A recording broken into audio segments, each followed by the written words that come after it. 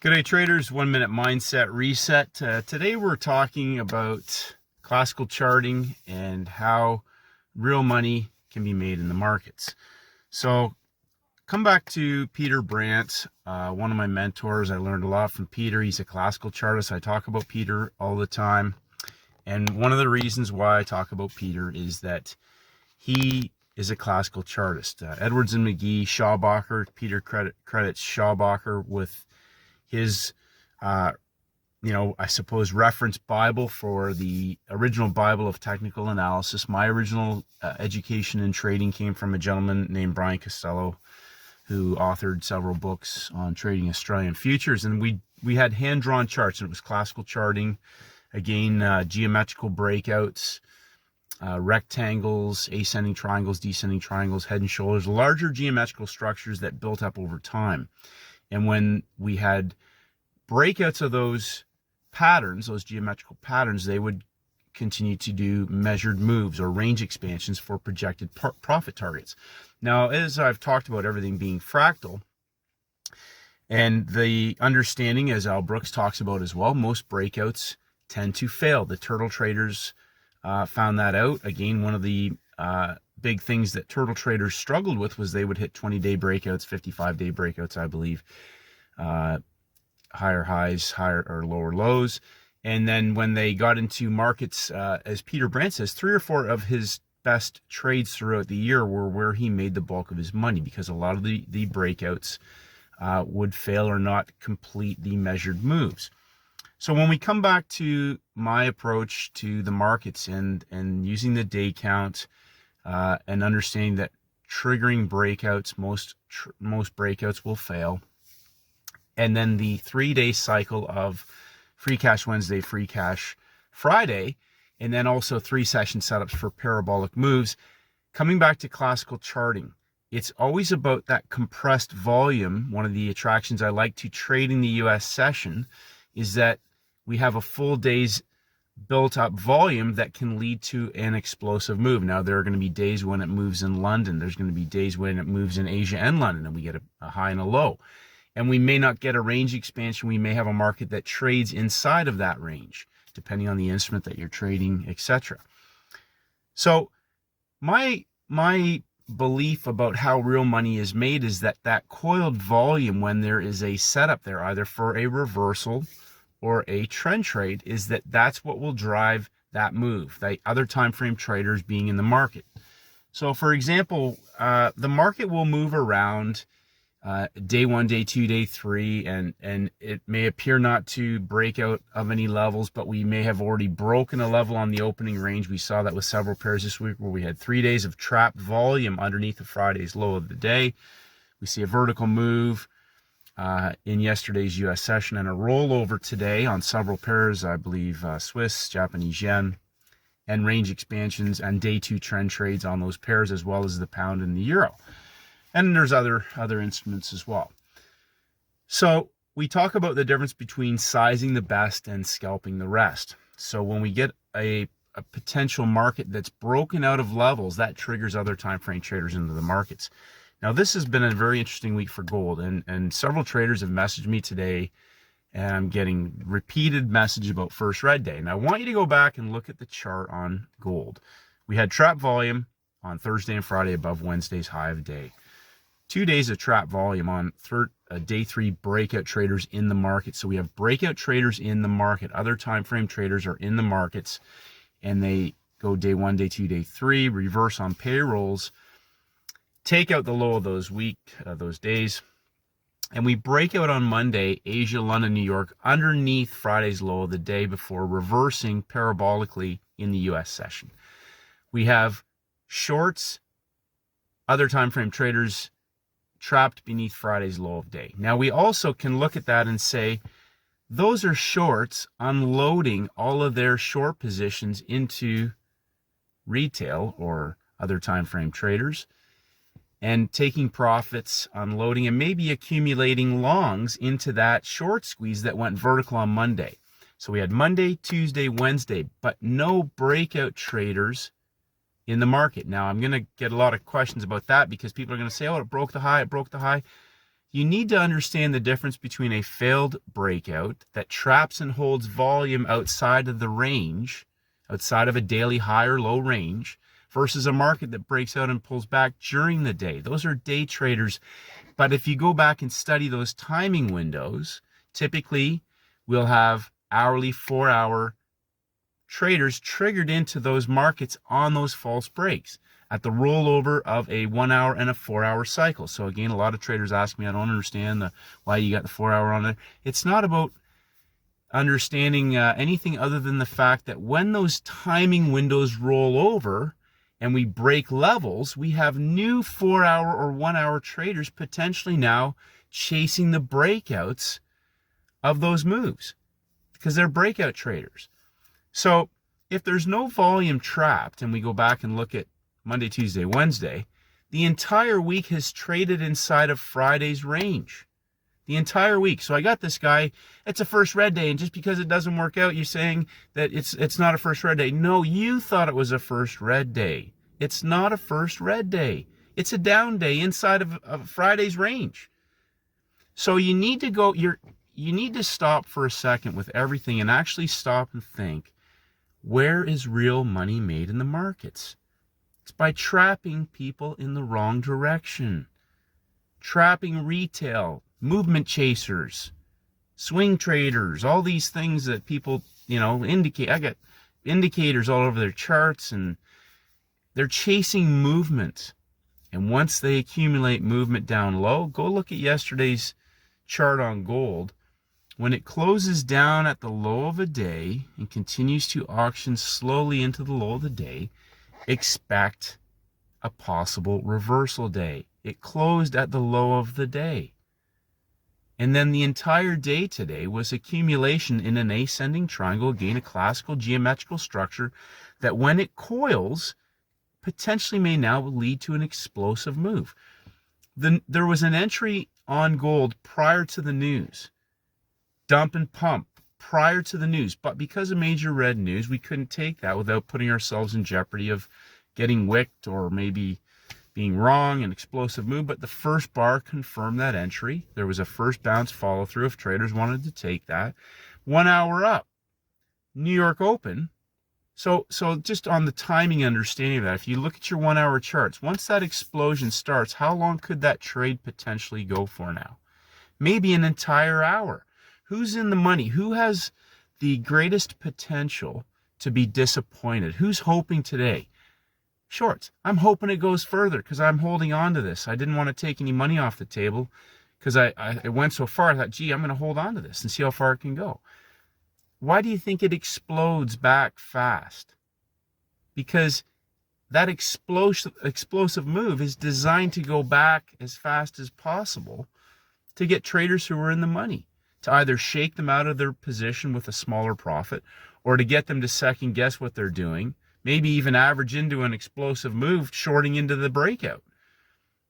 But we didn't actually break out of any daily levels. We're just in one massive box, trapping day traders up high, break the high, trigger other time frame traders into the market, and reverse and fade on day 3 all the way down to the low of the week into longs from Monday's short squeeze without taking out the low of the week. Accumulate a box above the the low of the day, higher highs, higher lows in an ascending triangle pattern that blows off on the news in the direction of that vertical move all the way back up to the high of the day. Who's trapped? Retail, chasing the short trade down low. There's no other time frame traders in the market. There's no other time frame traders in the market unless we got 4 hours buying on the move higher in London. They're underwater heading into the US. So again, another point, if you're a retail trader and you're trading any kind of size at all, how much heat can you take? 25, 50 pips? With size max. If somebody, depends on most retail, they'll put a small position in. So again, coming back to the comment, what happens when everybody figures it out? And I'm going to repeat this. Most traders won't figure it out. Even if they figure it out, they won't stay consistent to the process. And if they do, they'll never trade big enough that it'll matter. That it will matter to the big boys or the big ladies, whatever. It won't matter because you're never going to trade big enough unless you start stepping back and attacking trade setups that you can put size on, which is why I always say this catching pips and gaps and hunts and all these other things that people talk to me about, which I have no clue, will not ever be able to put size on. I mean real size. So when you've got other time frame traders driving a move which accumulates over 8-12 hours, and there's an opportunity there, there's a high probability that move won't come back. Now again, differentiating, sizing the best versus scalping the rest. So reinforcing, it's a shell game. So whenever you get browned off or PO'd that, oh, it's a first red day, first green day, step back and actually look at the chart and understand what a first green day and a first red day is. I talk about this repeatedly. Pumping up, trapping volume, first red day. The whole idea of a first red day is you've got volume trapped up high, but then that's a signal day. So think about that. That's a signal day. You still need a sell high setup. If it's a buy low setup, a dump and pump setup, okay, why can't you go long? Because that means that we potentially have shorts trapped in the market or people trying to short into a market that's about to explode. Okay, they're signal days. You still need the setups. Where is the money going to be made today? Whether it's on the Swiss franc, the Japanese yen, the British pound, dump and pump, 3 levels of drop. 3 sessions of setup, higher highs, higher lows, an ascending triangle heading into the US Open after major red news, New York Open. Second hour trade, boom, measured move. It's not coming back. Where can size be put into the markets? It's not about, again, it's a down day, first red day. I'm getting in. I'm going to sell it. That's how retail thinks. That's how retail traders think that are, reading some books or, I read the course, but no, you actually have to understand the psychology behind what that's designed to do. Pump, first red day. Okay, the setup then in the consolidation is 3 sessions into keeping traders up there before dropping away, assuming there's no major red news on the calendar. And sometimes that'll happen in London. We can get a blow off in Asia that takes out the low of the day, maybe the low of the week, and they might accumulate volume down low for a reversal session stop hunt into traders who are still trying to short it down low. So look at gold. If you want to short something, do you want to short it up high or down at the low of the week? And by the way, you still need to have a sell setup. So I'm being critical on this because I want you to think about where money is actually really made. It's not direct. It's not about getting a direction right or saying, again, oh, I told you it was going there. We're doing a liquidity hunt to here. Yeah, but was there an actual setup? Or did the market take you up there and get you to buy it and then went down? Think. How is the market setting up for you to trade in that session? Are they making you chase it and then putting a 25 pip move into you before resuming the trend? Okay? You have to think, where is the money being made? Where is the big money being made? Okay? Which is what comes back to 3-day setups. That becomes 3 days of coiled volume. A geometrical structure. Could be a rectangle. Okay? That first green day, peak formation low. Okay, that forms a peak formation consolidation when it's set up right. What does that do? That coils for an explosive move. First red day. And the reason why it's going to explode is because they've got volume trapped on the wrong side, either down low or up high. So you have to think about that. Keep it simple. Step back. Pump and dumps on oil. Somebody said, what was your thesis? My thesis is pump and dump with everything. Dump and pump and dump. It's that simple. 3 days of pump for a dump, 3 days of dump for a pump, 3 sessions, 3 hours.